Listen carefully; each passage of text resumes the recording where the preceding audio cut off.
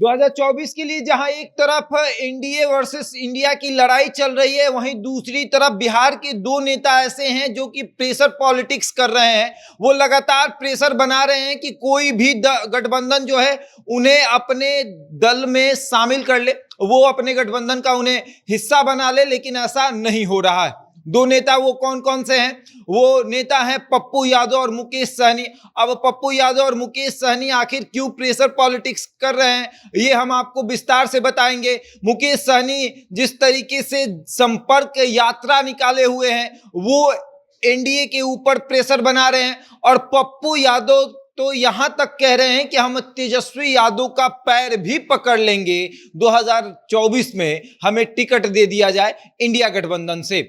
अब पूरी खबर हम आपको विस्तार से बताएंगे, लेकिन उसके पहले नमस्कार, मेरा नाम शशांक पांडे, आप जनता जंक्शन पर मुझे देख रहे हैं, कैमरे के पीछे विशाल खड़े हैं। और अब आते हैं खबर पर, विस्तार से खबर हम आपको समझाते हैं कि पप्पू यादव और मुकेश सहनी आखिर क्यों इतना प्रेशर बना रहे हैं। आखिर इनको कोई गठबंधन जो है अपने गठबंधन का हिस्सा क्यों नहीं मान रहा है। इंडिया गठबंधन, यूपीए गठबंधन का नाम बदला गया, इंडिया गठबंधन हुआ, नए दल को उसमें शामिल किया गया। अब एक तरफ एनडीए गठबंधन, एनडीए गठबंधन में भी नए दल शामिल हुए हैं, लेकिन ये लोग जो है इनको कोई गठबंधन जो है अपने गठबंधन का हिस्सा नहीं मान रहा है। अब हम बात करेंगे पहले पप्पू यादव की, फिर मुकेश सहनी की बात करेंगे। पप्पू यादव की बात करेंगे तो इंडिया गठबंधन की बात होगी, क्योंकि पप्पू यादव का मानना है कि इंडिया गठबंधन का ही हम हिस्सा होंगे, अगर होंगे भी तो इंडिया गठबंधन का ही हिस्सा होंगे। और पप्पू यादव जो है वो पिछड़ा जाति से आते हैं, और पिछड़ा जाति का आप अगर देखें तो बिहार के हर लोकसभा में अच्छा खासा वोट है। पप्पू यादव यादव है और यादवों पर इनकी अच्छी पकड़ रही है। सबसे बड़ी बात कि ये लालू यादव के करीबी रहे हैं, राजद में भी लंबे समय तक इन्होंने राजनीति किया, उसके बाद ये सांसद भी रहे लंबे समय तक। अब पप्पू यादव ये चाहते हैं कि इन्हें इंडिया गठबंधन का हिस्सा बनाया जाए। और अगर आप देखें तो पप्पू यादव ये बता भी रहे हैं कि अगर हमें कोई अपने दल में शामिल नहीं करे तो उसे 5 सीटों पर नुकसान होगा, पूर्णिया, सहरसा, सुपौल, मधुबनी और मधेपुरा। इन जगहों पर उन्हें काफी नुकसान होगा, क्योंकि इन जगहों पर पप्पू यादव का दबदबा है। पप्पू यादव ये भी कह रहे हैं कि कटिहार में भी मेरा दबदबा है, हम लगातार कटिहार जाते हैं, और कटिहार की जनता भी चाहती है कि पप्पू यादव आए। पप्पू यादव खुले तौर पर कह रहे हैं कि हम क्या करें, पैर पकड़ ले, हम तेजस्वी यादव का पैर पकड़ ले, हम नीतीश कुमार का पैर पकड़ ले, हम लालू यादव का पैर पकड़ ले कि हमको गठबंधन का हिस्सा बना दीजिए। कुछ दिन पहले तक ये खबर थी कि पप्पू यादव कांग्रेस में अपने पार्टी का विलय कर लेंगे, लेकिन बिहार कांग्रेस के नेता ये नहीं चाहते हैं कि पप्पू यादव उनके पार्टी में अपने पार्टी का विलय करे, क्योंकि उनका मानना है कि अगर पप्पू यादव बिहार कांग्रेस में आ गए तो फिर बिहार कांग्रेस जो है उसके काफी नेता छोड़कर चले जाएंगे, क्योंकि पप्पू यादव से बहुत लोग नाराज रहते हैं। और पप्पू यादव की पत्नी जो है वो कांग्रेस की अभी राज्यसभा सांसद है, कांग्रेस में उनकी अच्छी पकड़ है, सोनिया गांधी, राहुल गांधी तक उनकी पकड़ है। तो ऐसे में पप्पू यादव को कांग्रेस में अपनी पार्टी का विलय करना बहुत आसान रहता, लेकिन ऐसा हो नहीं पाया। और अब कुछ दिन पहले पप्पू यादव जो है वो लालू यादव से मुलाकात करने उनके घर चले जाते हैं, और ये बहुत दिन के बाद होता है। याद करिए 2014 जब लालू यादव से टिकट मांगने पप्पू यादव गए थे, और पप्पू यादव को टिकट देते हुए लालू यादव ने कहा था कि ये जीत जाएगा तो दोबारा नहीं आएगा, और हुआ भी वही। पप्पू यादव राजद के टिकट पर चुनाव लड़े, लेकिन फिर दोबारा राबड़ी आवास नहीं गए।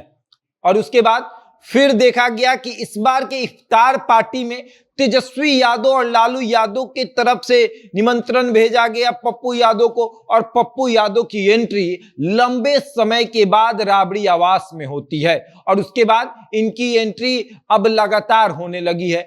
लालू यादव से मिलने ये राबड़ी आवास जाते हैं, वहां पर लालू यादव से बातचीत करते हैं। हालांकि कैमरे के सामने ही थोड़ी बहुत बातचीत होती है, लगभग 30 मिनट या 35 मिनट बातचीत होती है और उस बातचीत में बस यही होता है कि तबीयत कैसन बा, अब ठीक बुझाता, अब हालचाल ठीक बा, का हुई, का आगे करे के बा। लालू यादव ने जवाब दिया कि तेजस्वी सब देख रहे हैं। यानी लालू यादव ने पप्पू यादव को इशारा कर दिया था कि अब मेरा नहीं चल रहा है, अब तेजस्वी सब देख रहे हैं। अब पप्पू यादव ये बता रहे हैं कि भैया हमको ले लीजिए, हम आपके साथ आना चाहते हैं, हम 2020 में अकेले चुनाव लड़कर देख चुके हैं, बुरी तरीके से हार हो चुकी है, लेकिन पप्पू यादव साथ में ये भी बता रहे हैं कि 7 से 8 सीट पर हम नुकसान पहुंचा सकते हैं अगर हम अकेले चुनाव लड़ गए तो। और नुकसान किसका होगा? तो इंडिया गठबंधन का नुकसान होगा। तो अगर आप नुकसान नहीं सहना चाहते हैं तो हमें अपने गठबंधन का हिस्सा बना लीजिए। अब आते हैं मुकेश सहनी पर। मुकेश सहनी वो एनडीए का हिस्सा बनना चाहते हैं। वो चाहते हैं कि अगर हमें कोई गठबंधन अपने दल में गठबंधन में शामिल करे तो वो हो एनडीए। वो इंडिया में नहीं जाना चाहते हैं, वो एनडीए गठबंधन में शामिल होना चाहते हैं। और मुकेश सहनी लगातार भाजपा से बातचीत कर रहे थे, बात नहीं बन पाई, सीट शेयरिंग पर बात नहीं बनी, सब कुछ अच्छा नहीं रहा। तब मुकेश सहनी को ये किसी ने कह दिया कि आपको गठबंधन का हिस्सा बनाकर क्या होगा, आपके समाज के लोग तो वोट को 500 में बेच देते हैं। तब मुकेश सहनी को लगा कि अब अपना अस्तित्व बचाना पड़ेगा, अपना कद बढ़ाना पड़ेगा। और कद बढ़ाने के लिए मुकेश सहनी ने संकल्प यात्रा करना शुरू कर दिया। 100 दिन के संकल्प यात्रा पर मुकेश सहनी है और मुकेश सहनी भी प्रेशर बना रहे हैं। वो लगातार भारतीय जनता पार्टी के ऊपर प्रेशर बना रहे हैं, एनडीए के ऊपर प्रेशर बना रहे हैं। एनडीए को वो दिखा रहे हैं कि अगर आप हमें अपने गठबंधन का हिस्सा नहीं मानिएगा तो हम आपका नुकसान करेंगे। मुकेश सहनी ने खुले तौर पर यह कह दिया था कि अगर आप अपने गठबंधन में मुझे शामिल नहीं करते हैं तो लगभग हम आपको 50% डैमेज कर सकते हैं, लेकिन अगर आप अपने गठबंधन का हिस्सा मुझे बना लीजिएगा तो हम सामने वाले को 100% डैमेज कर सकते हैं। अब सबसे बड़ी बात कि क्या होगा, मुकेश सहनी ने तो साफ तौर पर कह दिया कि हमें अपने गठबंधन का हिस्सा बनाइए। मुकेश सहनी की 100 दिन की संकल्प यात्रा का जो शुरुआत है वो हो चुका है, 50 दिन कंप्लीट हो चुका है।